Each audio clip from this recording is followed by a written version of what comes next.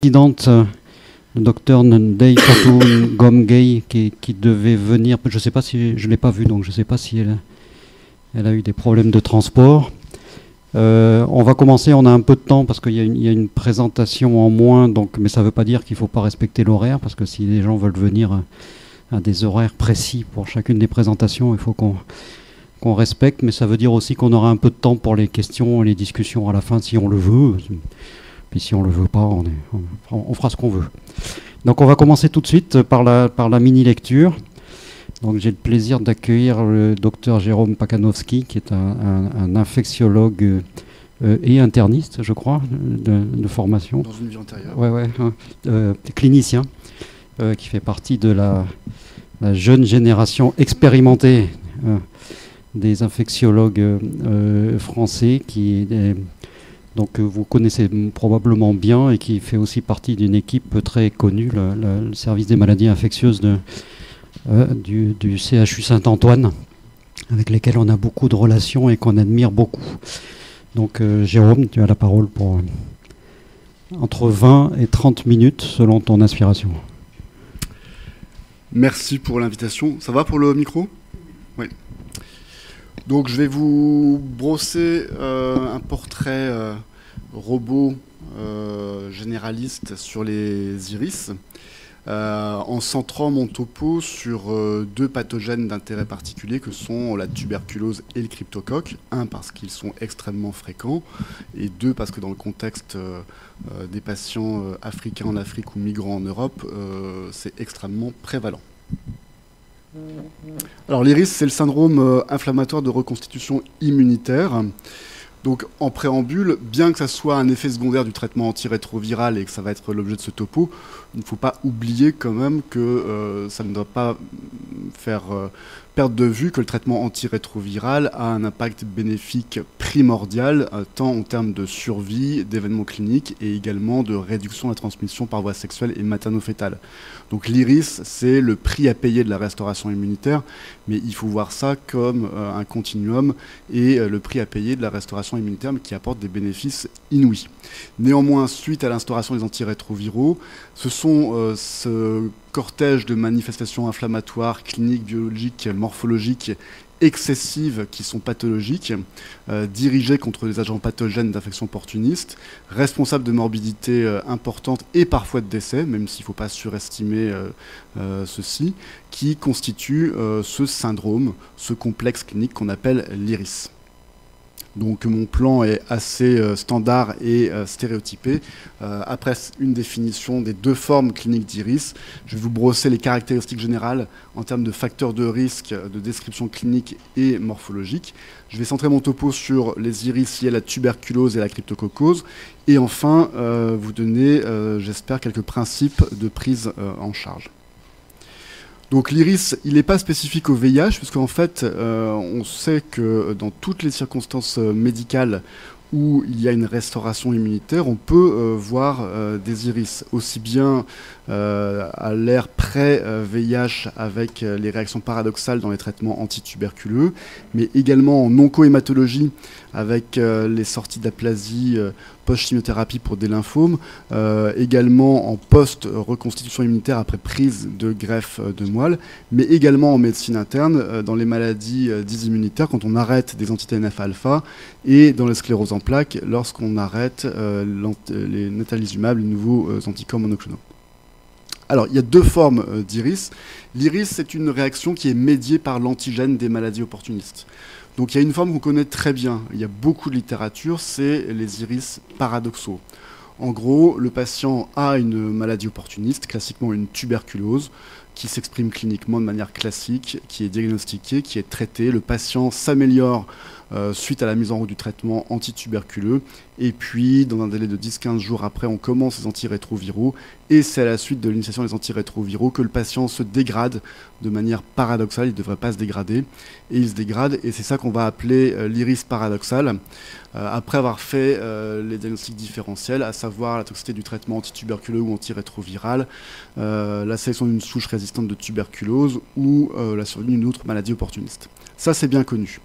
Ce qui est moins connu et ce qui est plus problématique, notamment en Afrique, c'est ce qui se passe chez des patients avec des CD4 très bas, qui semblent asymptomatiques avant qu'on débute le traitement antirétroviral et qui, suite à la mise en route du traitement antirétroviral, vont parfois exploser en vol avec une forme de tuberculose particulièrement agressive.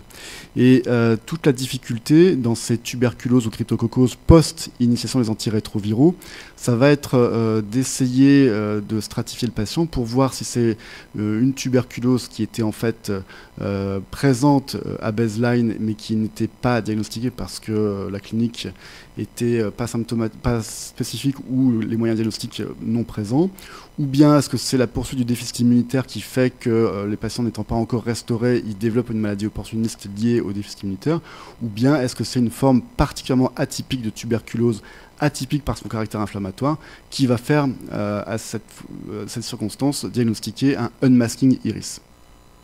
Donc en gros, vous comprendrez qu'il y a une grande hétérogénéité clinique de cette entité iris. Il n'y a pas de biomarqueurs cliniques, il n'y a pas de test diagnostic de laboratoire.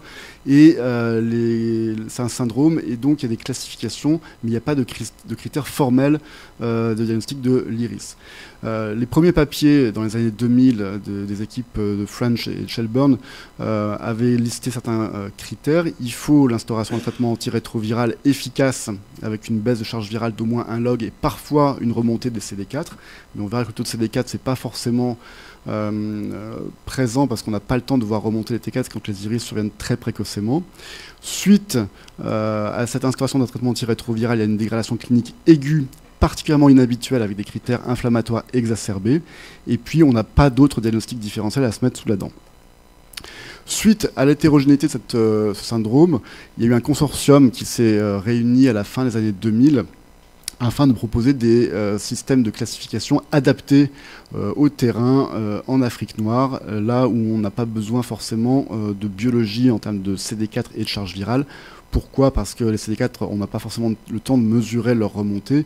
Et puis parce que la charge virale, on sait que quand un patient naïf initie un traitement antirétroviral, s'il le prend, la charge virale va baisser. Et donc ce consortium a listé les deux entités, l'iris paradoxal et l'unmasking iris, qui fait partie, qui est un sous-groupe de ces maladies opportunistes déclenchées, révélées au décours de l'instauration du traitement antirétroviral. Alors, dans les études, il y a une multitude de facteurs de risque qui ont été mis en évidence et ils diffèrent selon le terrain et selon le type de pathogène qui déclenche l'iris. Mais globalement, si on veut faire la synthèse, les facteurs de risque peuvent être regroupés en 3 grands cadres liés à l'hôte, liés au pathogène et liés au traitement. Le plus important, c'est le taux de CD4 à baseline. Dans pratiquement toutes les études, on retrouve qu'un taux de CD4 très bas, c'est ça le message, hein, c'est chez des patients tardifs. Alors, évidemment, on peut avoir des iris avec des CD4 plus élevés, mais globalement, la masse des patients qui font des iris sont des patients qui ont des CD4 à baseline très bas. On peut mettre un cutoff à moins de 100 par millimètre cube. D'autres critères liés à l'inflammation de l'hôte, c'est intéressant dans les formes du système nerveux central qui constituent en fait la gravité de ces iris en termes de mortalité dans les méningites à cryptocoque et à BK. Les marqueurs inflammatoires dans le LCR répondent de manière schématiquement opposée entre BK et cryptocoque. Un liquide céphalorachidien hypercellulaire et hyperinflammatoire est un facteur prédictif d'iris dans les tuberculoses, alors qu'un liquide paucicellulaire et pauci-inflammatoire est un facteur de gravité et de facteur de risque d'iris dans les cryptocoques.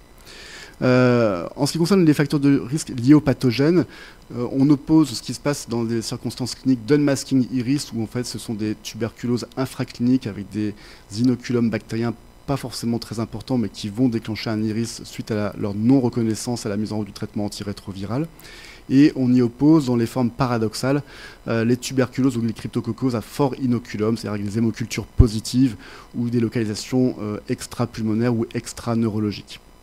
Ce qui est intéressant du point de vue du thérapeute, là nous on peut être efficace, c'est qu'on s'est intéressé aux facteurs de risque liés au traitement Globalement, il y a un facteur qui est très discriminant, c'est la précocité d'instauration du traitement antirétroviral suite au traitement de la maladie opportuniste. Et puis, depuis quelques années, on s'intéresse au rôle de la chute de la charge virale et on voudrait savoir si certains traitements antirétroviraux, dans certaines classes, peuvent avoir un impact différentiel dans le risque de survenue d'IRIS. Et donc, les investigateurs se sont intéressés à voir s'il y avait un rôle protecteur des immunomodulateurs type anti-CCR5 et est-ce qu'il y avait un rôle délétère des anti-intégrases qui sont connus pour entraîner une baisse très rapide et spectaculaire de la charge virale. Alors, c'est décevant. Pour le Maraviroc, l'essai Cadiris a fait complètement flop. Mexique et Afrique du Sud, des patients très profondément immunodéprimés, 35 T4 en médiane à baseline, 25% de patients avec tuberculose, donc des vrais patients. Intensification du traitement antirétroviral par Maraviroc dans l'hypothèse qu'il y a un effet immunomodulateur et globalement flop en termes de survenue d'IRIS, aucune différence entre les deux bras avec des taux d'incidence d'environ un quart de patients qui vont faire un IRIS. En ce qui concerne les anti-intégrases, intuitivement, les anti-intégrases entraînent une baisse spectaculaire, drastique, massive de la charge virale, et donc on peut imaginer que ce soit un facteur favorisant de survenue d'IRIS. Deux signaux, les Hollandais, qui avaient montré l'an dernier à la CROI que dans leur série de maladies opportunistes chez des patients à moins de 200 CD4 survenus dans l'année de la mise en route du traitement antirétroviral, un signal dans leur étude de cohorte rétrospective, un signal où à peu près un tiers des patients sous anti-intégrase avec une maladie opportuniste faisaient un IRIS versus 15% en l'absence d'anti-intégrase. Et puis la cohorte française, pareil rétrospective, mais attention, on voyait que les patients avec anti-intégrase commençaient leur traitement avec un taux de CD4 beaucoup plus bas que ceux qui n'avaient pas d'anti-intégrase, donc c'est un facteur confondant possible. Toujours est-il que l'anti-intégrase était associé à un risque doublé de survenue d'IRIS dans l'année suivant la mise en route du traitement antirétroviral. Donc on attendait les résultats de l'essai de Hakim qui avait été publié dans le New England l'an dernier, Reality, où globalement, chez des patients très profondément immunodéprimés, à moins de 100 T4, on stratifiait les patients, on randomisait les patients dans deux critères. Traitement avec IPT renforcé, c'est-à-dire Bactrim versus Bactrim plus INH plus Fluco, d'un côté, et puis une autre randomisation avec traitement antirétroviral standard, plus ou moins intensifié par une anti-intégrase. Et donc avec des patients qui ont 35 T4 à baseline, une étude prospective, puissante, 1800 patients randomisés. L'anti-intégrase fait quelque chose en termes de baisse de charge virale beaucoup plus rapide. Néanmoins, en signal d'IRIS, ça fait complètement flop. On voit qu'il y a un pic d'IRIS dans les 15 jours, 3 semaines qui suivent l'instauration des antirétroviraux. Ça, c'est classique, c'est attendu. Une prévalence d'IRIS, une incidence d'IRIS de l'ordre de 10% dans cette étude, mais globalement, aucune différence en termes d'IRIS ou en termes de mortalité par IRIS que les patients aient ou pas une anti-intégrase. Et dans cette étude, les deux maladies opportunistes cibles sont tuberculose et cryptocoque. En revanche, quand on regarde le bras IPT renforcé versus juste Bactrim, là par contre l'effet est spectaculaire.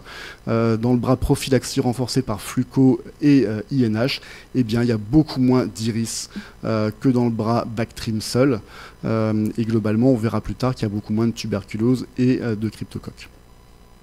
Les facteurs de risque identifiés d'IRIS étaient donc la prophylaxie renforcée et le taux de CD4 très bas, ce qui est classique. Aucun effet donc du l'anti-intégrase, comme aucun effet protecteur non plus du Maraviroc. Alors l'incidence de ces IRIS, elle varie énormément selon les études.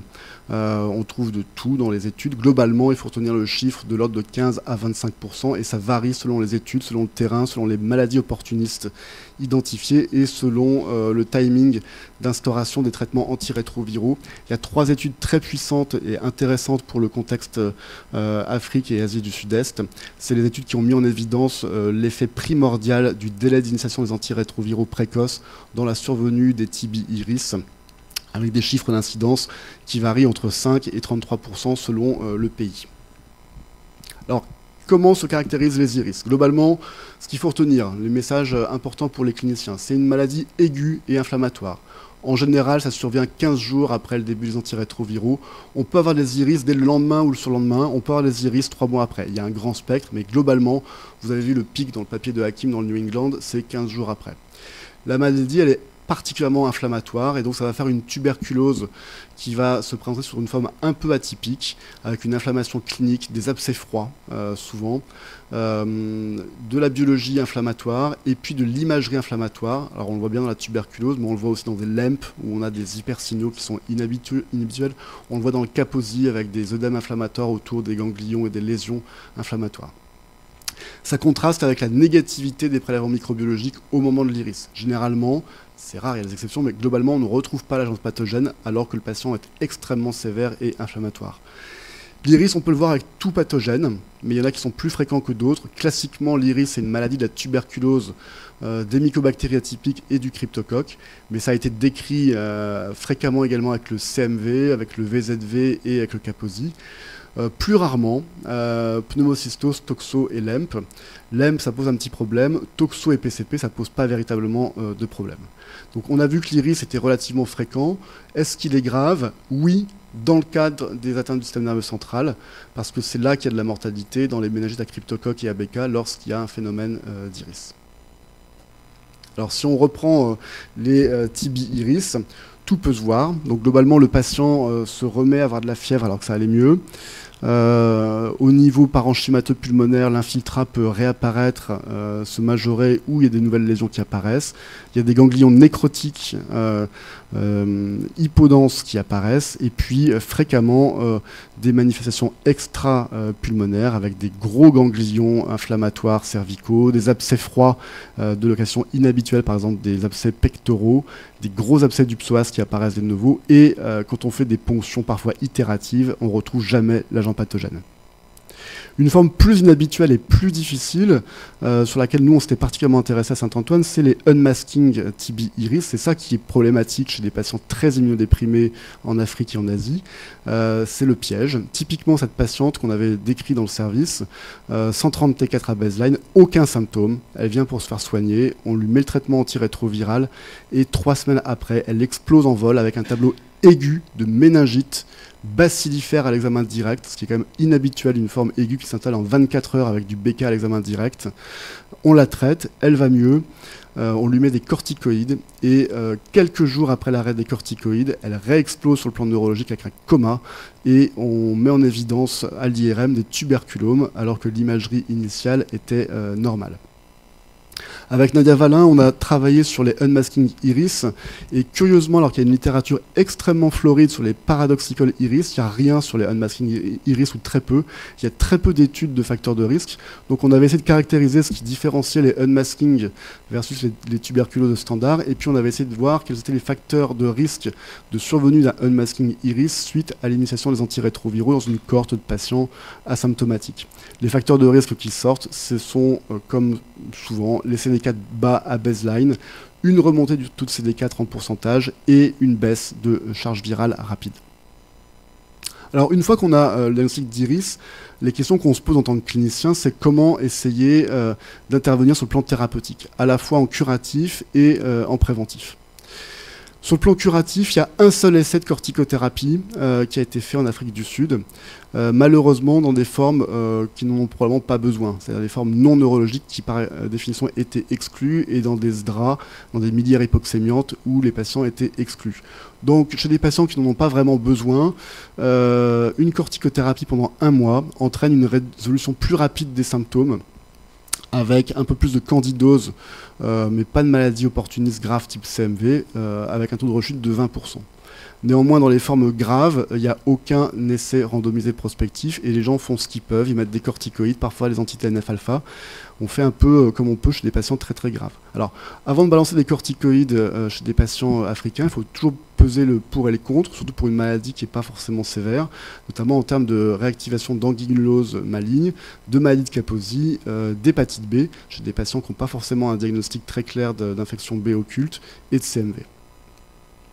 Là où on peut intervenir, nous, en termes de prévention, c'est sur le délai d'instauration des antirétroviraux.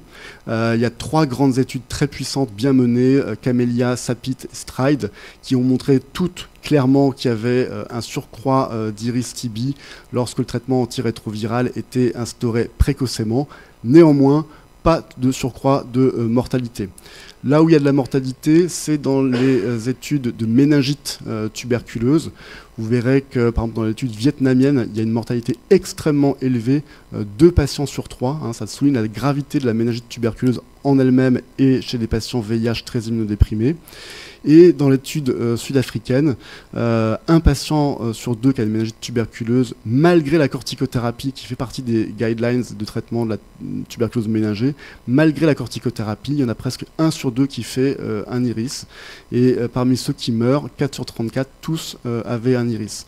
Cette étude de Marais en Afrique du Sud a montré que le fait d'avoir une culture du LCR positive, une grande hypoglycorachie et une similarité étaient des facteurs de risque associés à la survenue d'un iris. Et on est bien embêté parce qu'il faut bien traiter les patients malgré la corticothérapie, ils font un iris. Menges a montré qu'on pouvait mettre une corticothérapie en prévention de la survenue du TB iris dans les 15 jours qui suivent l'initiation du traitement antirétroviral chez des patients avec 50 T4 en baseline, donc il n'a pas eu peur de mettre des corticoïdes. Et globalement, malgré cela, on voit qu'il y a à peu près dans le bras corticoïde 30% des patients qui font un iris, c'est un peu moins que les 46% qui n'ont pas de corticothérapie. Et il n'y a pas de différence en termes de mortalité, il n'y a pas de risque de différence en termes de prix à payer, en termes de candidose ou d'autres maladies opportunistes. Ça, ce sont pour les iris paradoxaux. Alors, ce qui nous embête plus, c'est les unmasking iris. En gros, c'est ce qui se passe en Afrique. Des patients très immunodéprimés, diagnostiqués et pris en charge tardivement, avec un taux de CD4 bas, et il faut bien leur initier le traitement antirétroviral. Alors, comment prévenir les unmasking iris ? Le plus important, c'est de traiter les patients plus précocement avec des T4 élevés, mais ça, on ne peut pas le faire toujours.